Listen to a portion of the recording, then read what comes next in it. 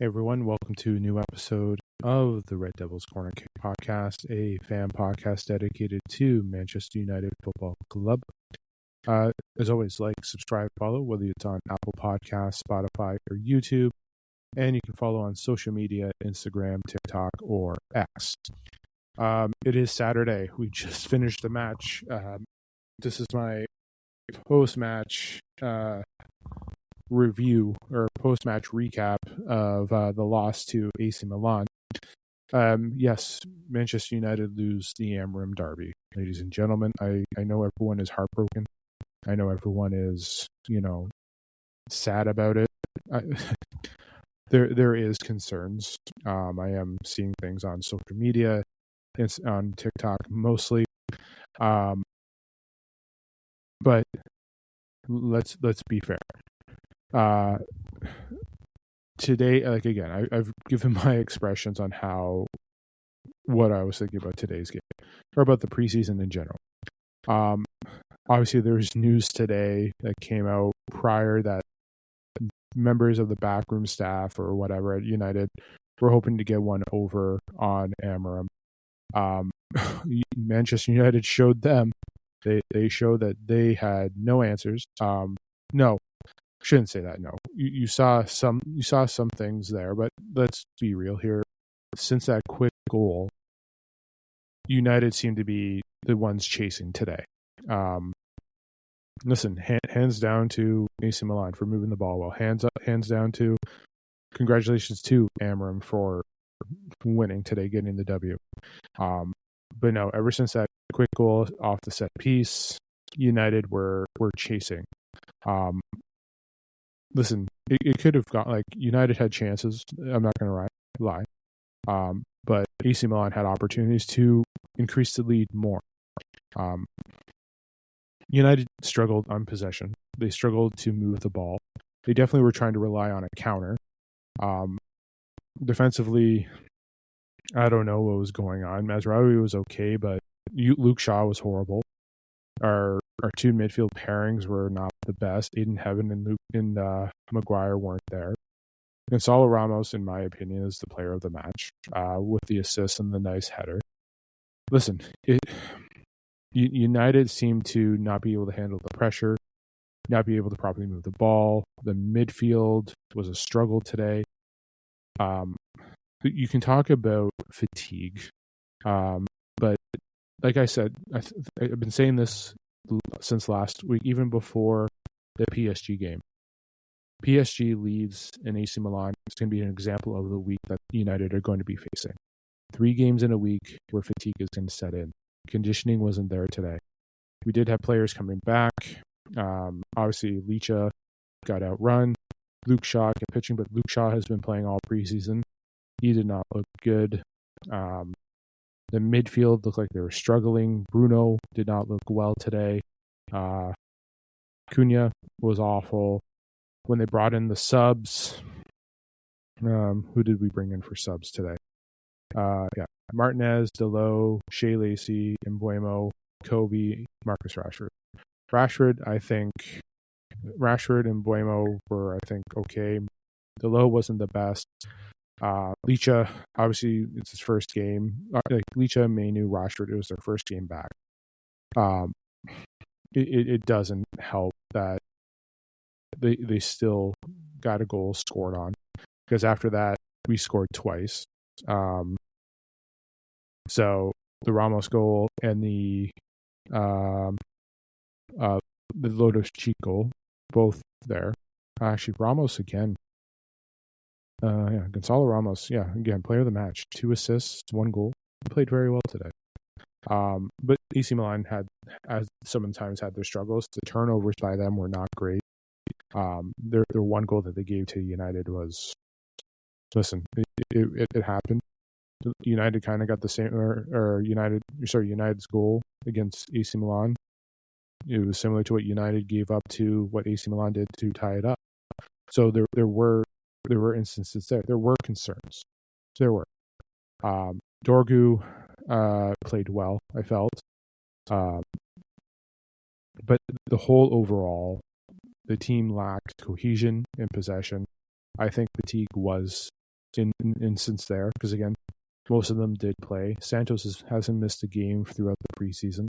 Maguire missed Wednesday.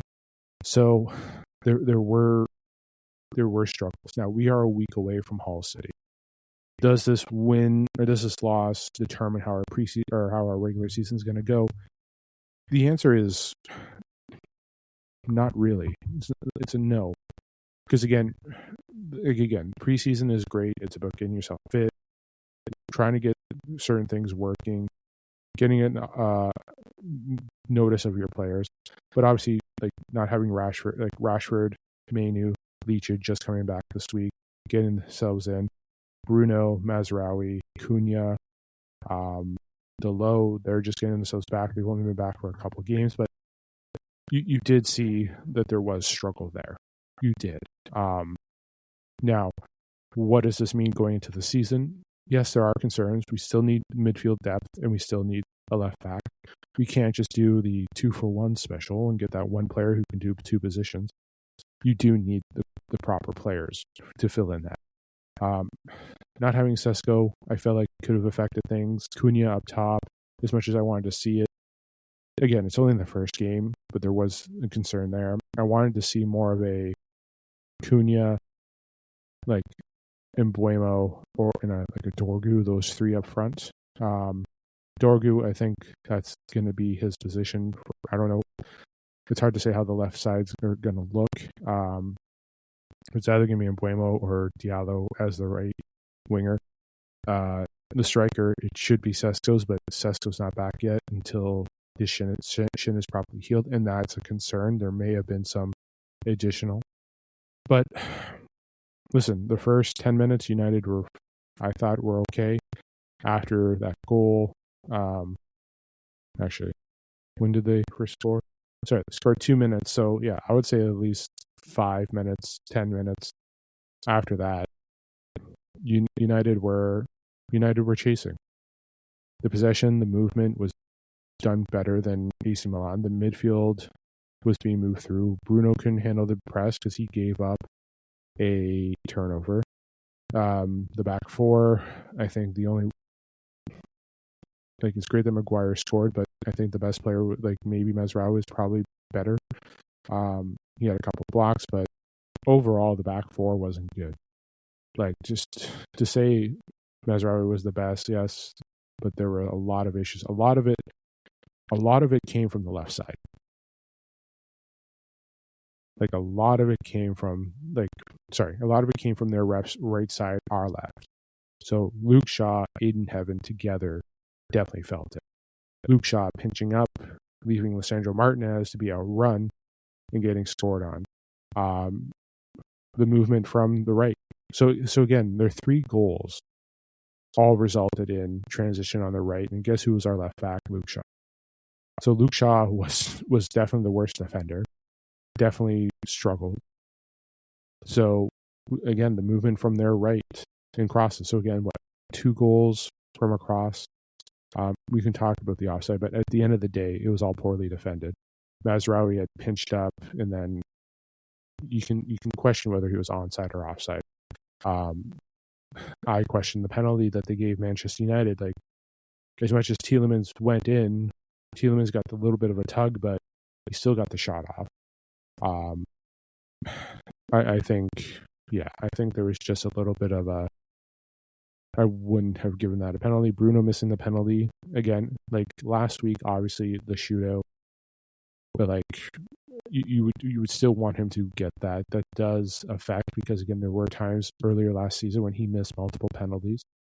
So seeing that going into it does bring a concern. I'm more concerned about this penalty than the shootout last week against Leeds, because again, the shootout and everything. Yeah, we know what was going on last week. Again, if it ended in a draw, we're not doing the shootout. So again, the shootout it's just for entertainment and so on. So we know what last week's game was, or Wednesday's game. Sorry, but today, yes, the penalty does hit more, because that can factor it. We saw it last year. We saw, where was it? Fulham, Brentford, 2 penalties missed in a row. So yes, there was the struggle. So seeing that there does kind of concern you just going into it. He needs to make those types of penalties, and nothing against AC Milan's keeper. He knew exactly where it was going. Great save, perfectly well done. But overall, the team cohesiveness, everything didn't look well. Like, he made some rotations. Maguire didn't play on Wednesday, but he was there. Mazraoui got the start because I believe it was Delo that started on Wednesday. Shaw didn't start, but he came in for a couple minutes. So Carrick did do some rotation, like you're supposed to, but I think the game from Wednesday, the fatigue, I think there were concerns because Bruno hasn't started. I don't think Bruno I don't think started on Wednesday. Did he? Let me go back. Matches. I don't know why. Just let me just hang out with Manchester United. No, I don't want to go to Portugal. Sometimes you just get a little carried away when clicking and the ball, and you go to the wrong page. Okay. Let's just check out Leeds on Monday. Yeah, Bruno. Today was Bruno's first start. So, like, the rotation was there. You saw that there, but they just looked. They couldn't do the pressure. There was too much reliance on trying to do possession and the counter. There was just too much there. But overall, AC Milan was the better team. The movement, the passing, like, again, it was a nice pass by Gonzalo Ramos, easy open netter. A nice pick, like at the end of the day, the cross in from the right for AC Milan to in, a nice boom put in. The header clean, outjumped Gonzalo Ramos, outjumping everyone. And then the final one, just a tap up and outrunning Lisandro Martinez because the left back went up. So we saw it today. At the end of the day, yes, fitness is a concern because we have a game in a week. This game has zero impact. Otherwise, other than, like, realistically, this game doesn't determine if we have 3 points or not next week. Next week does. We are playing Hull City. We are going to be playing. We have to make sure we're fit. We're a week away. Is there concerns with Tielemans and Santos? There could just be concern with fitness, just getting themselves in shape. Because again, Tielemans was injured on break, just came back. Santos, who has been playing well, who has been decent, consistent. Santos, I would say, this preseason has been the most consistent out of everyone. It was good to see. Lacey played okay today. Mainu had one spurt there. Obviously, when you're already up 2 goals, you're playing a different type of game with the final minutes left. United went more on the attack. But at the end, like, Mainu had some good things, but still issues in the midfield, even when Mainu came on. So you still saw that there. They were still able to move the ball. Transitioning, even on the outside. Again, all of it came from the left side. All of it came from on the right side on our left backs. So obviously Luke Shaw pinching up, putting pressure. Like, the attack worked well when they attacked our left side. So that's a concern. It is. I don't want Harry Moss being sold if they're not going to be getting a left back, because we're going to need a player there. You can try and do Mazraoui and Delo as your starters because, well, Mazraoui did play left. He played left side for Morocco. So you have that. You have a guy who can play left side and move it up forward, whether the crossing is there or not. But there are, this game did show some things, but AC Milan were the better team. We were not. And again, it's great that we got the quick goal, but it's not great at how we played after. Listen, AC Milan made a poor mistake. We capitalized it and scored. That's the game. That's basically the work that happens in every sport. You make a mistake. If the other team capitalizes on the mistake you made, they score. We score. They score. They did exactly what they wanted to do. They did exactly right. We did it with AC Milan, did the same thing, so on and so forth. But at the end of the day, defensively, we were horrible. Midfield wasn't great. The attack didn't really lack, like they had opportunities, but realistically, possession-wise, trying to move it, not very well. So there were struggles. There were. So, yeah, like there are concerns. There are, but mine is mostly fitness, just getting ready. But yes, the left back from the way Milan attacked today, everything came from their right on our left. So we saw that there. Like the one goal that they got, obviously with the turnover, the press. Again, United had difficulty with their press. United had difficulty trying to stop the movement in our box. So they did that very well. They had those shots. But like as you saw the game going and you saw how Milan was getting better and better, especially with the movements and the passing, you saw some concern with United as well. So listen, the transition and moving up did very well. Again, Milan played a very good game. United did not. Does Carrick have to go to have a lot of things to work on? Yes. But it's nothing new. We knew about this going into the game. We knew there was going to be players missing.